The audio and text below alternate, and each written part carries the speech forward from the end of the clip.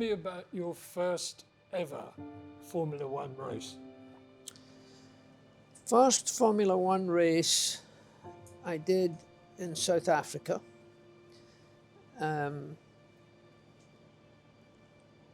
I didn't do very well. I finished sixth, I think. And there was problems with the car and obviously problems with me. And I was disappointed, very disappointed. Because Ken Tyrrell had already seen me, and he said, I'll bet you Stewart's going to do well at that race. And the other fellow said, no, they won't. So Ken Tyrrell lost. I finished sixth, and I don't know why I only finished sixth. To this day, I don't understand that, because immediately after that, I started to do quite well, and sometimes, obviously, even faster than Graham, who was the establishment in those days. So BRM were a wonderful company, private company, but it was a big private company. Family was wonderful. I couldn't have asked for a better team to go into Formula One. BRM made very robust cars, gave you more confidence. I never drove in Formula One with Lotus because it was too fragile. And for whatever reason, Jim Clark managed that so well. And of course, in the end, he lost, but in a Formula 2 race. But BRM were solid, considerable wealth in the operation of BRM at that time for Formula One. Lotus were fragile but fast. Cooper were beginning to get lost from being in the top with Jack Brabham. But for whatever reason, Rubery Owens put their best people into the respect of motorsport. And again, a very rich young man, not so young of course, allowed Graham Hill and good people to drive for them in really strong cars that, you know, I was very happy to drive for BRM. In those days, we drove many, from Formula One I'm talking now, Formula 2, touring cars, GT cars. It was a wonderful experience with different team principals, different engineers, different mechanics, different around the world. Touring cars, Walter Hayes of Ford Motor Company sort of took me under, he had Jim Clark, Graham Hill and Jackie Stewart, and I was the puppy. But you know, I went to Australia for a touring car race, I went to Washington for a touring car race, a 12-hour race, etc., as well as driving Formula One. And that was the beginning of me suddenly making money. But I only drove for the best people. And that was a choice that I made, whether it was not Lotus, because I always thought so many Lotuses got into bad trouble, but one man didn't have that trouble. So BRM were a lovely company to race with, but then Ford Motor Company took me up to do touring car races in Australia and New Zealand, all around the world. And then, you know, the Dunlop Company was another contract I had. Then Goodyear I had a contract with, etc. The whole thing was taking, I think, the period of commercial into Formula One, and I was just at the right time to be doing that. So I had great people to work with. How did that feel to join the absolute top level, the Formula One grid? Don't know. I really didn't know. You drive the racing car, and it seems a good car to drive, and it became part of you, and the car became part of you too. Relationships, I was very lucky to choose the right people at the right time with regards to mechanics, and BRM were a wonderful company to begin with my Formula One career, and Ken Tyrrell became the most important part of my life as well. So it was a rocket ship that was going on, but with good and great friends. And you know, there was no helicopters in those days, so we flew together. Graham Hill was a remarkable man for me to be the number 2 on, and he never once got tied up the wrong way if I did a particularly good lap or good race. He was a very, very good friend, and so was Betty, and 2 little children. You know, it was just a great homely thing. I didn't have a lot of money at that time at all, so I would always stay at Graham's house with Betty and the kids.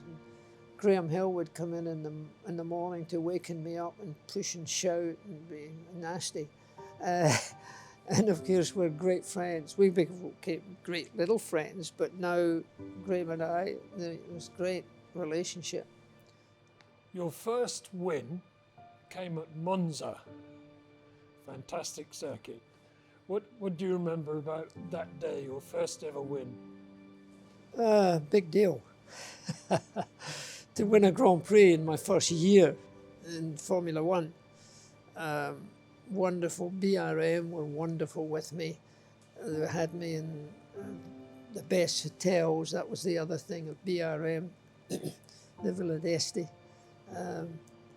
It was just a great big moment to win, because I had been doing quite well up in the thirds and the seconds, etc. And Graham was fantastic. I mean, not once did he say, listen, you're doing too much for Stewart, or you're doing this. Never. He was the perfect partner, perfect. I was his understudy in every way. And I learned so much from him, and also for BRM. Wonderful company. The year after, in '66, you won for the first time ever in Monte Carlo. Yes. It's the race everybody wants to win. Come on, you've got to tell us about that day, Jackie. I won the race by quite a margin. I was in pole position and I won the race. And I was still in the car. And of course everybody's excited. Ken was excited, BRM were excited because everybody was there. And I'm still in the car and 2 men runs up towards me. And this man is saying, what a wonderful drive you've done. Couldn't speak English, Spanish. Fangio, the greatest driver of all time. You know, in Monte Carlo, my first race abroad. So it was a big, big event. And Princess Grace and Prince Rainier, of course, were the people.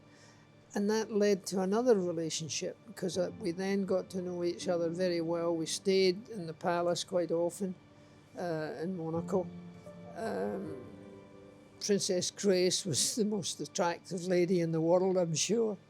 And, you know, Prince Rainier was the best guest you could ever expect to be with. So that was my first big win. I had won another race in Formula 3 for Ken, a very small race. I can't remember where it was. We did a lot of that. Let's talk about that lap record at Goodwood. Going back all those years, it's your first year in Formula One. And during that race, You're fighting with Jim Clark, and now today you share that record. What can you remember of that day? Well, I didn't know I was actually the fastest man of the day until, of course, the checkered flag went up. Goodwood was always a tricky circuit to work on because it was so fast. The first corner, very difficult to see where you hit the apex and where you got the power on. The rest of it was so fast. Gentle driving was the epitome of any success you were likely to have. A long straight, then hard acceleration to a very slow right and left, this far away from the driver's, area. You had to be smooth, you had to be clean, you couldn't overdrive. I learned a lot of that early on, of course, for Jim Clark, because he was so smooth and clean. Not everybody was like that. Actually, nobody was like that. So I learned a lot from Jim. I learned a lot from Graham Hill too, a very good engineer. When I went to BRM and I started to do quite well against a situation where he had easy position as being the number one driver, he certainly was the number one driver when I was racing for them, but apparently I was a wee bit quicker in some occasions. And he never ever played it up, never ever tried to get success that I might have got, new equipment that I might have got. He was a very straight man. You were the first man to break the lap record. When did you find out that Clark had done the same thing and so you had to share it with him? I was disappointed, but I did it first. So it's my record because I did it first. And just to be ahead of Jim Clark for me, here at Goodwood, you've got to be so clean, you've got to be so smooth, you've got to be so gentle because it's so fast. It was a wonderful challenge, and I was very lucky to be able to do it and to get the lap record. I'm still proud of it today. When I come here to Goodwood, and I love the circuit. I love the way it's all done. As Grace has done the most fantastic job on a racetrack that was difficult to be safe.